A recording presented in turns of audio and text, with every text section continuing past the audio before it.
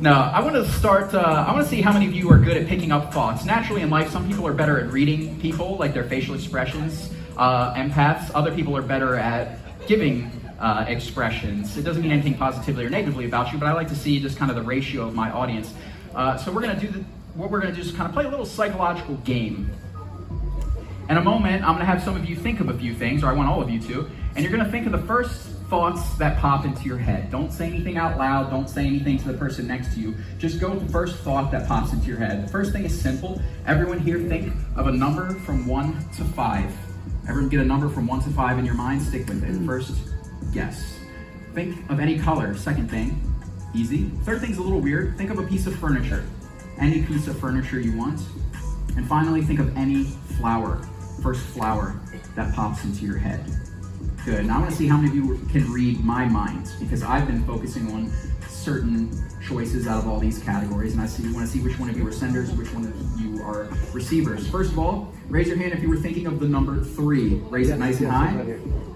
Okay, good. That's a good one. Put your hands down. Second thing, how many of you went for the color blue? How many of you went for blue? Okay, that's good. That's good. Probably about half of you. Third thing was weird. How many of you got chair? That's the hard one. That's impressive how many of you did get that. And finally, how many of you went for rose? Okay, nice, nice.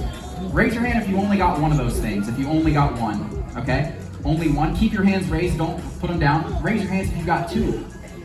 Keep your hands raised, everyone keep your hands raised, good. Raise your hands if you got 3. Okay, good. And raise your hands if anyone get all of them. Okay, now a lot of you did put your hands down. Okay, but looking around, that's almost everyone got at least one of those things. So that's a good thing. Now I'm looking around. Some of you look a little disappointed. You maybe only got one or maybe even none of the things from the list. And it doesn't mean anything about you, positively or negatively, but I do feel bad for wasting the last 30 seconds of your life. So to make up for it, here's a picture of my cat wearing a sweater. He's a good boy. His name is Ace. He's my pride and joy. Just a baby, yeah. One of the things I've always been fascinated with is how different people handle pressure.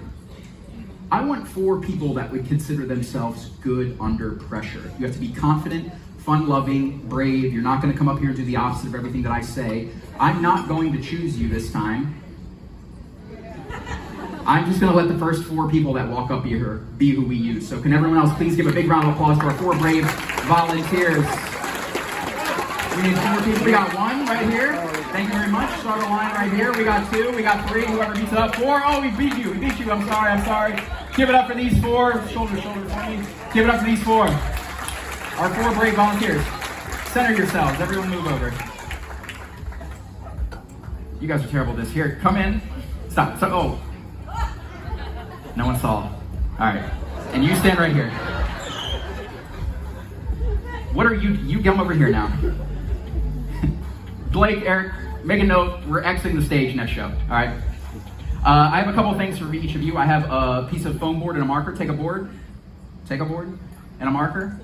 Board, marker, board, marker, board, marker. Now don't do anything yet, guys. Just listen. I want you all to think of something that you can draw. Something that would be instantly recognizable and that you can do in about 30 seconds.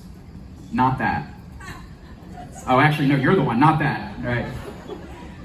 If you can draw something that has meaning to you, for example, if you play golf, you might draw a golf club, even better. But let me tell you, the most common drawings are stick person, smiley face, tree, house, car, flower, and for whatever reason, horse. So if you're thinking of one of those things, don't go for that, okay? And you're gonna do this in about 30 seconds. When you're done, you're gonna turn your drawing face down and pass them all down to, what is your name? Sarah. And Sarah, you're gonna mix them face down until you don't know whose is whose. Please do this as quick as you can. Use as much of the board as possible. You have about 30 seconds. Go. Now, like I said, I've always been fascinated with how different people handle pressure. What makes someone a Kobe Bryant or a Michael Jordan?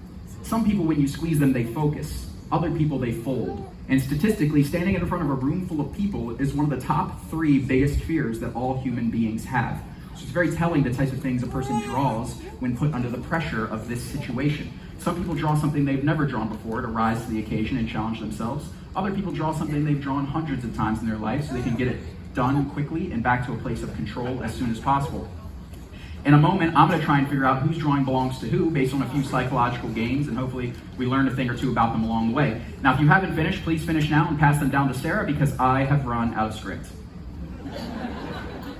And I will take the markers back from everyone. Thank you, thank you, thank you, and thank you. Mix them up, mix them up. Bring them out, bring them out.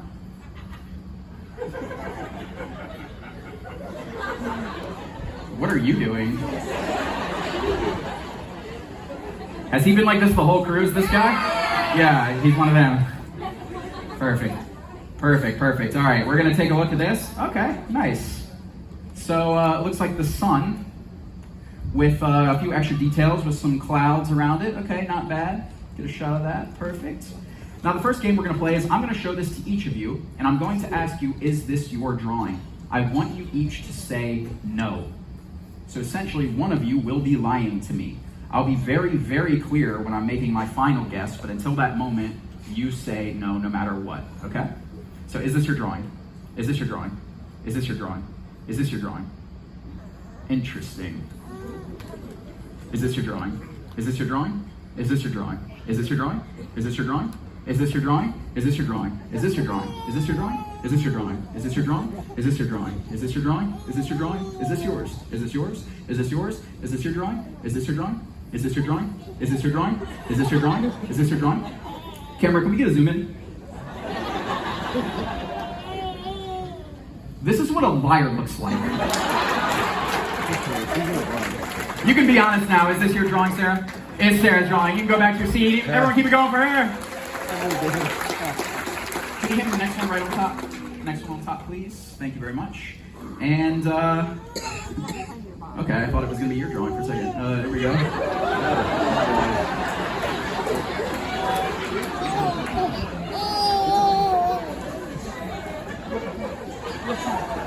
Sleep.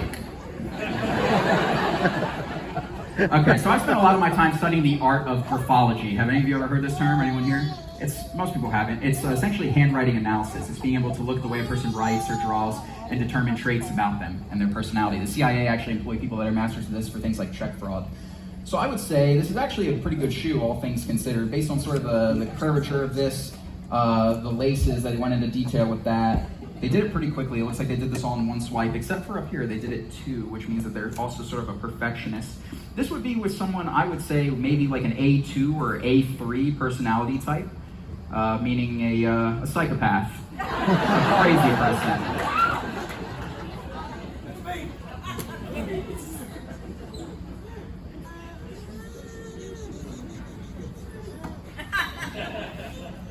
Is that your drawing?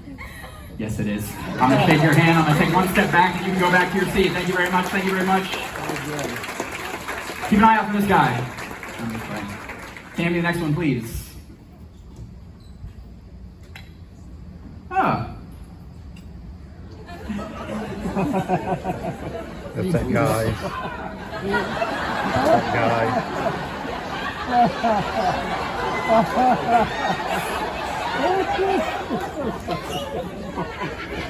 Yeah, I don't think that's what you meant to draw. Yeah, that is your drawing, though, isn't it? You can go back to your seat. Are we gonna give it up for him? Oh, sure, sure. This is more of an after-show thing, but yeah, why not? Why not? Thank you very much, sir. I love you. I love you. Thank you so much. Keep it going for him. Oh, wait. My intuition's telling me the last one's yours. That's 4 out of 4, guys. I mean, come on. It's hard. No, what was your name again?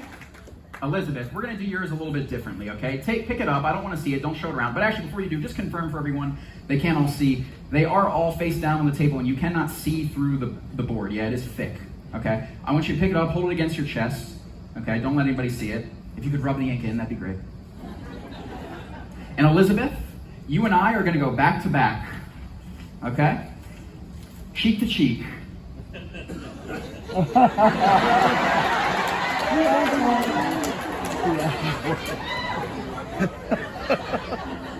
little bit more.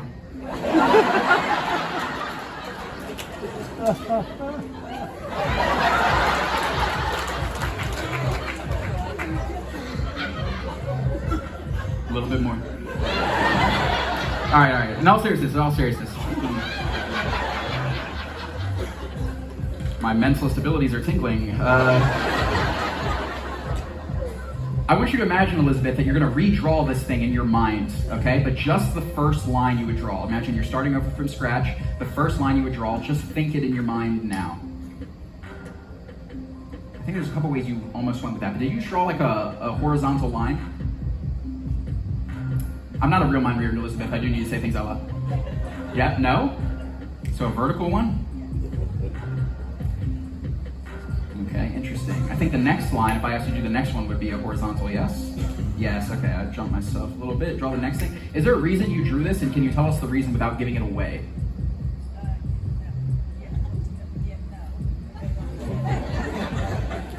Okay. Can you tell us the reason without giving it away? It's okay if not.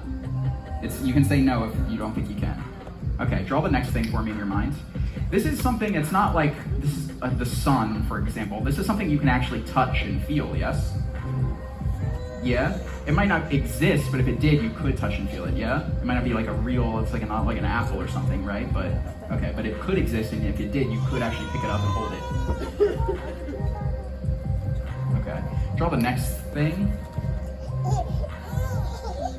I keep thinking of Abraham Lincoln for some reason. Does that make sense? No?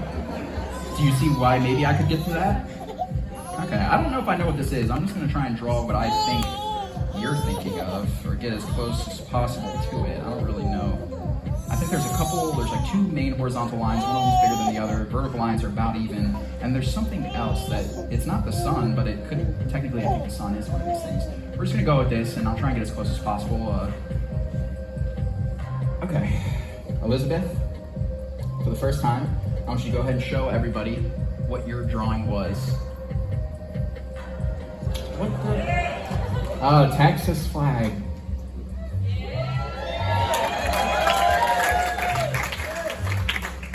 Damn it. All right. I was really, really close. I'm actually pretty spot on. I actually drew this. I thought it was a hat, but it's this. It's a flag. There we go, Elizabeth. That's pretty close. I'm going to shake your hand. Everyone keep it going for Elizabeth.